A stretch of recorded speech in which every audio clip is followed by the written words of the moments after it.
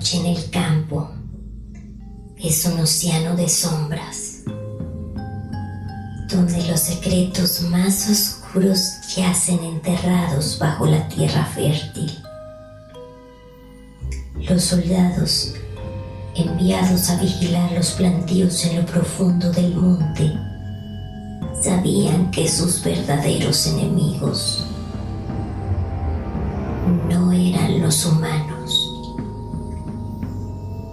Al caer el sol, el mundo que conocían se desvanecía, dando paso a una realidad que apenas se atrevía a susurrarse en los pueblos cercanos. Allí, entre las ramas retorcidas de los árboles y el susurro constante del viento, las bestias vigilaban. No eran simples criaturas salvajes, sino algo mucho peor. Seres que no pertenecían a este mundo, pero que habían reclamado esos campos como suyos desde tiempos inmemoriales. Los rumores corrían entre las filas. Algunos decían que aquellos plantíos habían sido malditos por antiguos rituales, que el suelo mismo estaba infectado por la maldad. Otros, más supersticiosos, murmuraban que las bestias eran los guardianes de algo mucho más siniestro, una fuerza ancestral que jamás debía de ser perturbada. La luna, cuando se atrevía a aparecer, solo iluminaba lo suficiente para que las sombras se alargaran, deformándose como si estuvieran vivas. Cada crujido, cada movimiento en los arbustos les recordaba que estaban siendo observados. Las criaturas no necesitaban acercarse para hacerse sentir. Su presencia era un veneno lento, filtrándose en la mente de los soldados, llevándolos al borde de la locura. Porque en esas tierras oscuras, no solo las bestias vigilaban.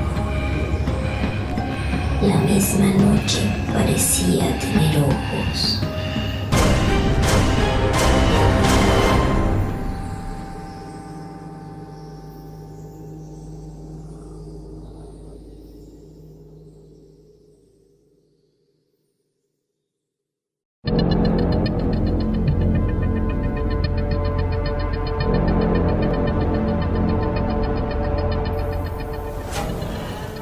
Mi nombre es Mario y pertenezco al ejército. Lo que estoy a punto de relatarte me sucedió hace muchos años, pero las imágenes y sensaciones siguen frescas en mi mente, como si hubiese ocurrido ayer. La verdad es que he vivido experiencias extrañas, inexplicables en la sierra.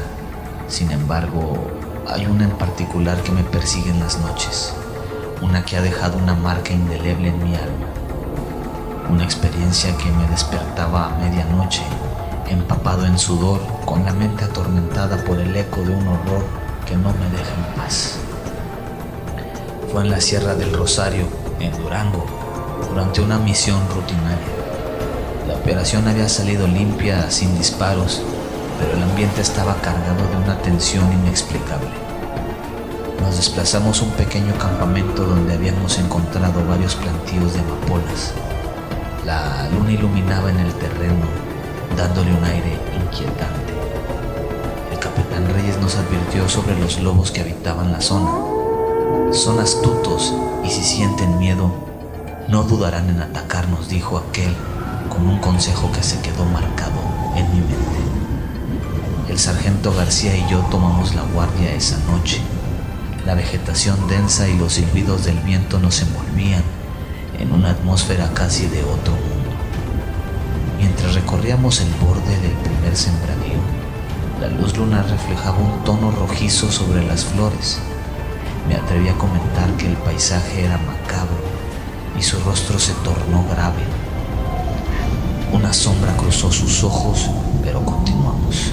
De pronto notamos un movimiento en las plantas a nuestra derecha.